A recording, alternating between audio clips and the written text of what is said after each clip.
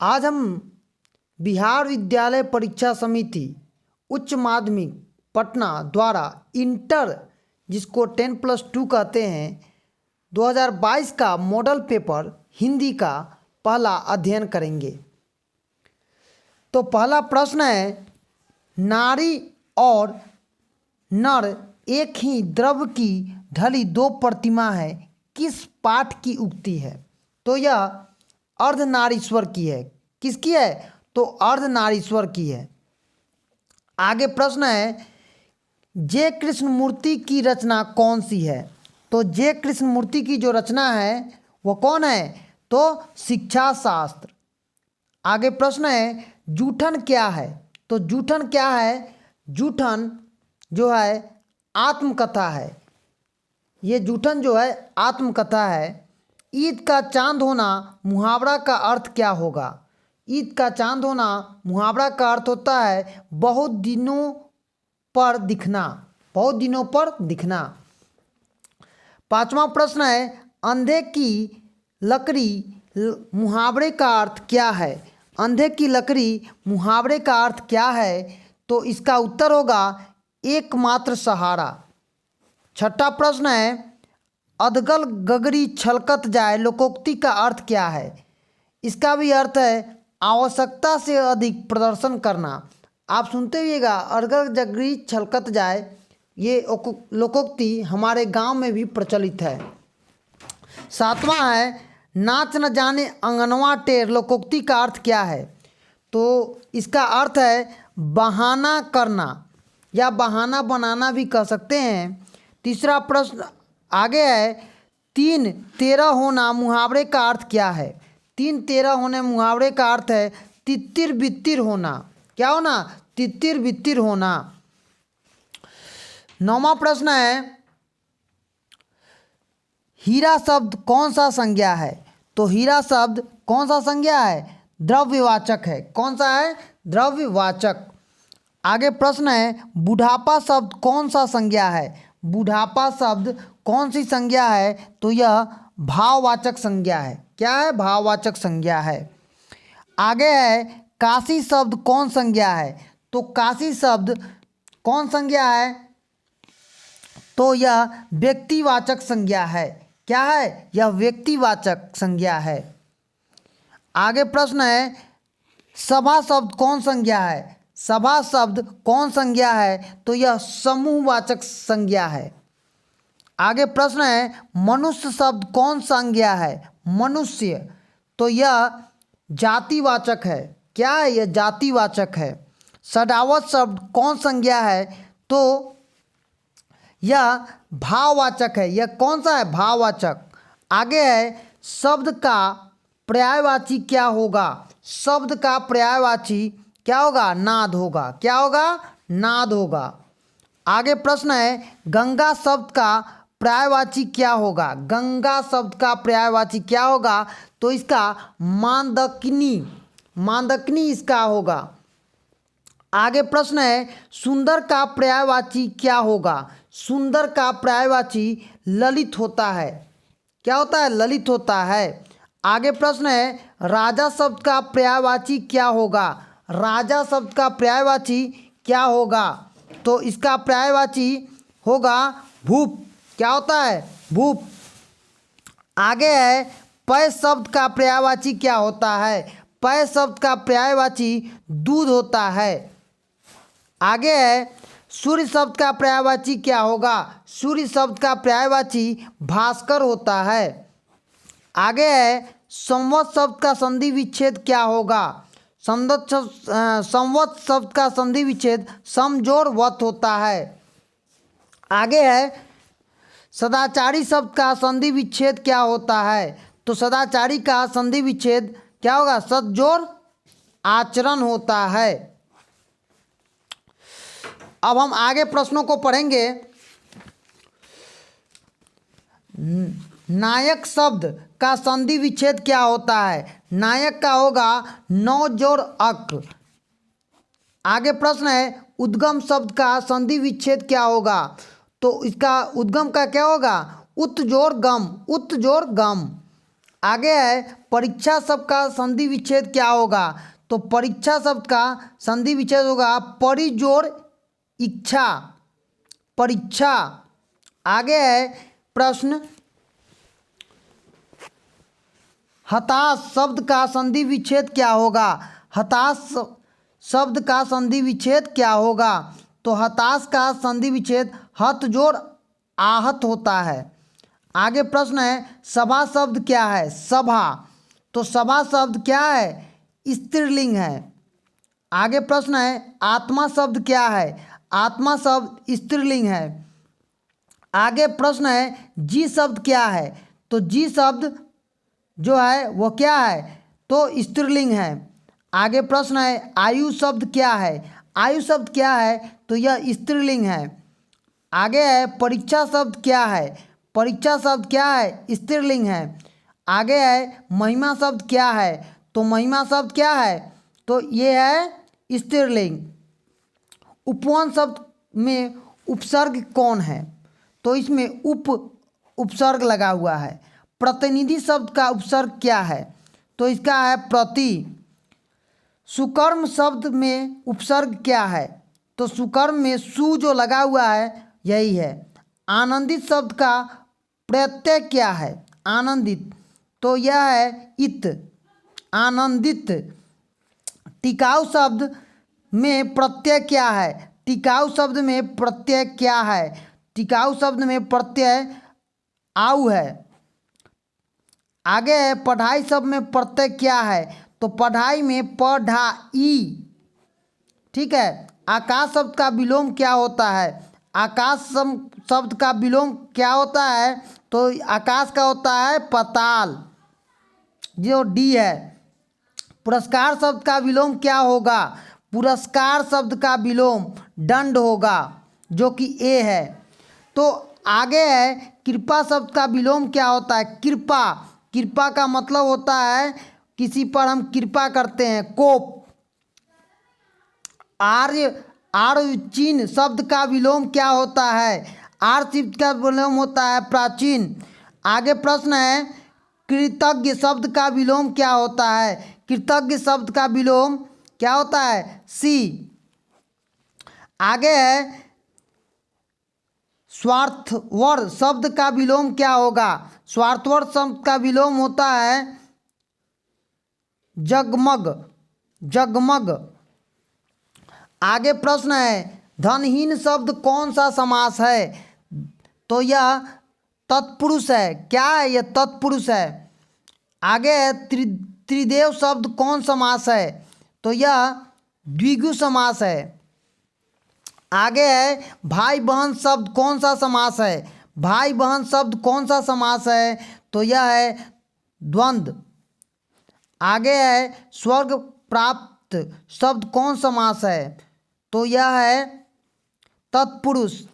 आगे है पीताम्बर शब्द कौन समास है, तो यह है बहुव्रीहि।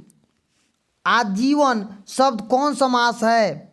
आजीवन, तो यह है अवयवी भाव। अपमान शब्द का विशेषण क्या होगा। अपमान, तो इसका विशेषण होगा अपमानित। आगे है रोमांच शब्द का विशेषण क्या होगा। रोमांच, तो इसका मतलब होता है रोमांचित। आगे है भूगोल शब्द का विशेषण क्या होगा। भूगोल शब्द का विशेषण भौगोलिक होता है। शिव शब्द का विशेषण क्या होगा। शिव शब्द का विशेषण क्या होगा, तो यह है शैव। आगे है सप्ताह शब्द का विशेषण क्या होगा। सप्ताह शब्द का विशेषण क्या होगा, साप्ताहिकी।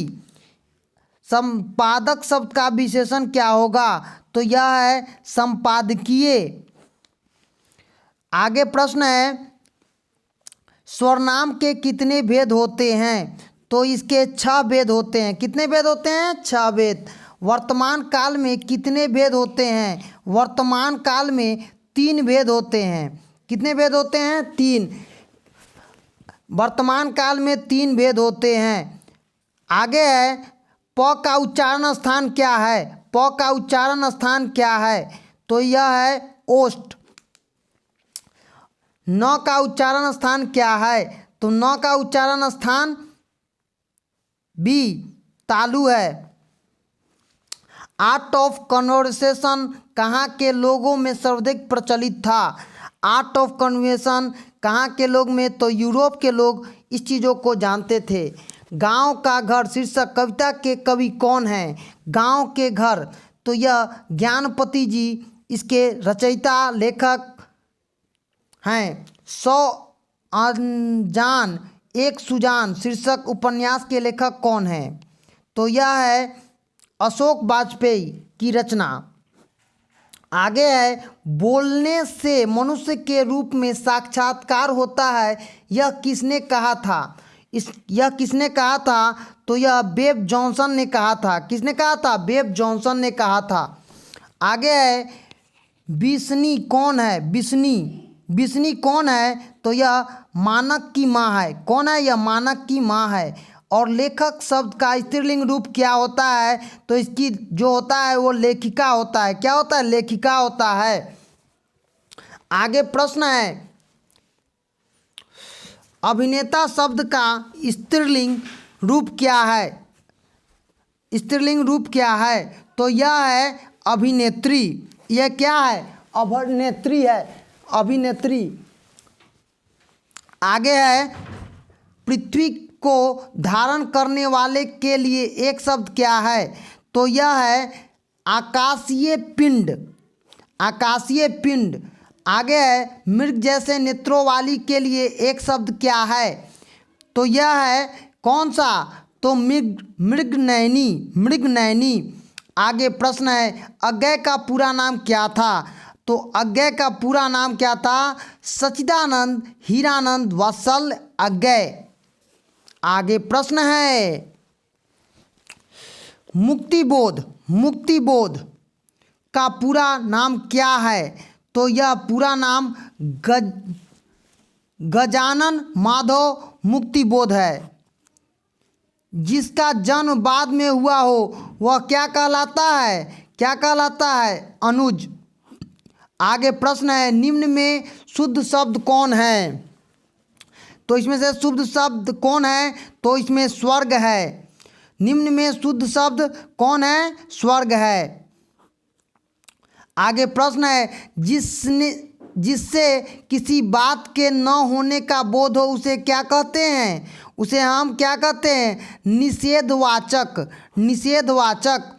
आगे प्रश्न है निम्न में शुद्ध शब्द कौन है? तो यह है प्राचार्य। आगे प्रश्न है निम्न में शुद्ध शब्द कौन है? तो यह है कौन? तो प्रियदर्शी। निम्न में शुद्ध शब्द कौन है? तो यह है विकल्प। आगे प्रश्न है किसी काम में दखल देना क्या कहलाता है? क्या कहलाता है? तो हस्तक्षेप कहलाता है। ये क्या कहलाता है? हस्तक्षेप कहलाता है। आगे प्रश्न है जानने की इच्छा रखने वाला क्या कहलाता है? तो यह जिज्ञासु कहलाता है। क्या कहलाता है? जिज्ञासु। वन में चरने वाला क्या कहलाता है? तो वनचर। वनचर कहलाता है। आगे प्रश्न है गुण दोष विवेचक क्या कहलाता है? क्या कहलाता है? तो यह कहलाता है आलोचक। यह कौन सा कहलाता है? आलोचक कहलाता है। अज्ञेय का जन्म कब हुआ था? तो अज्ञेय जी का जन्म 1911 में हुआ था। कब हुआ था? 1911 में। नामवर सिंह का जन्म कब हुआ? तो इनका जन्म 1927 ईस्वी में हुआ था। आगे प्रश्न है निम्न में से प्रेम के पीर के कवि कौन हैं? प्रेम के पीर के कवि कौन हैं? तो यह थे जयसी। निम्न में कौन राष्ट्रपति थे? तो आप बता सकते हैं कि इनमें से जो हमारे दिनकर जी थे वह क्या थे? राष्ट्रपति थे। आगे है आचार्य रामचंद्र शुक्ल की नज़र में बालकृष्ण भट्ट क्या थे? वह क्या थे? तो साहित्य के एडिशन थे। क्या थे? साहित्य के एडिशन। निम्न में से लोक गायक शब्द किसके लिए प्रयोग किया गया है? तो यह जयप्रकाश नारायण के लिए प्रयोग किया गया है। और आगे प्रश्न है निम्न में ब्रजराज कुंवर कौन है? तो यह है कौन? कृष्ण। कौन है? कृष्ण। सूरसागर के रचनाकार कौन हैं? तो सूरसागर के सूरदास जी रचनाकार हैं। कबरक में कौन बात पाई जाती है? तो कबरक में प्रेम की महिमा पाई जाती है।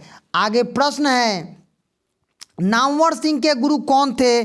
तो यह हजारी प्रसाद द्विवेदी थे। कौन थे? हजारी प्रसाद द्विवेदी।